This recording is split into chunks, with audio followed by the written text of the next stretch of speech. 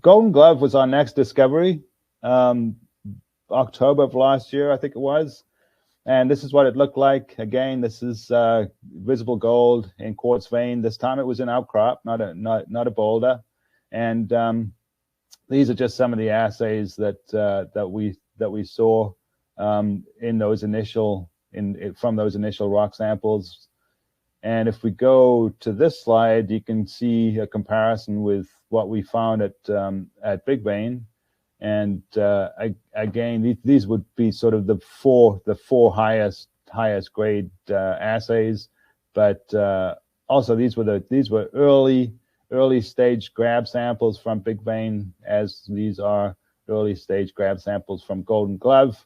And if we take out this boulder that assayed really high, then we can see that Golden Glove and Big Vein have very similar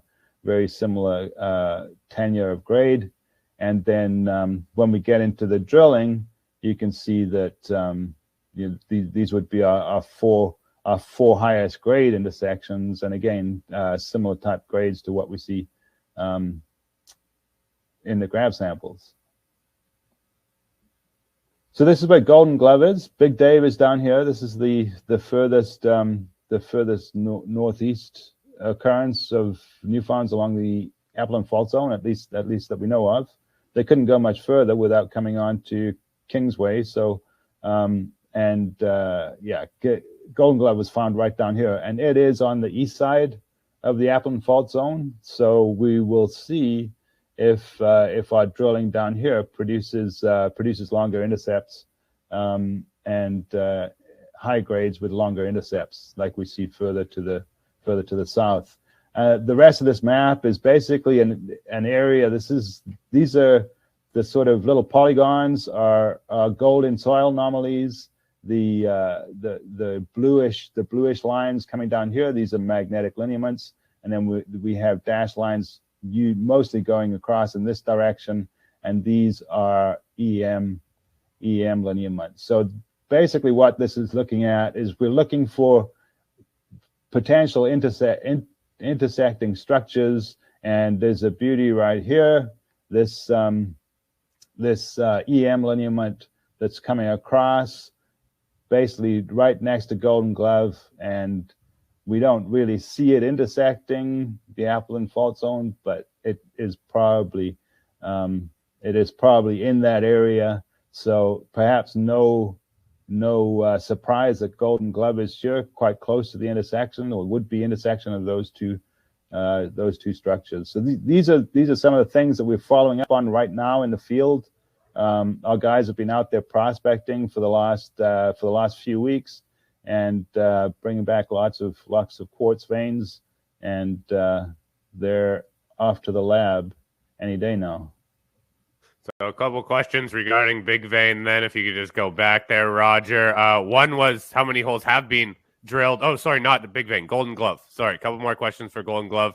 Have any holes been drilled at Golden Glove yet? Yeah, I think we just finished the fourth hole yesterday. Okay. Can you comment on any of the visuals this far? That might be a tough one. But that question just came in. No comment. Okay. And on top of that, is Golden Glove below the shut where the river turns north? And is it located on the east shore of the river? It is. Yeah, it is on the east side of the river. Yeah. Okay.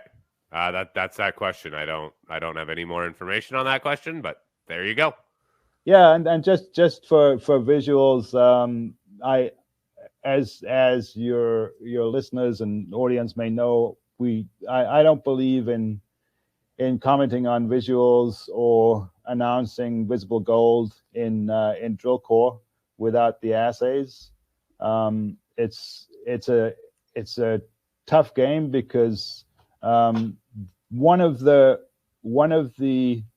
recent assays that we had from the pristine target from the Doyle zone contained visible gold in the quartz vein, and we could see it obviously when we were logging it, but it came back with 3.5 grams a ton gold.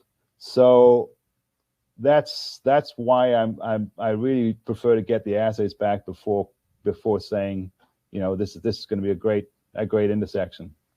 Yeah, I appreciate that, Roger. We have, I think, too many companies that come out with visual results to, in a way, almost pump the market, and then actual results tend to disappoint. So I do like just waiting for the results. Yeah, I think it's the best way for sure.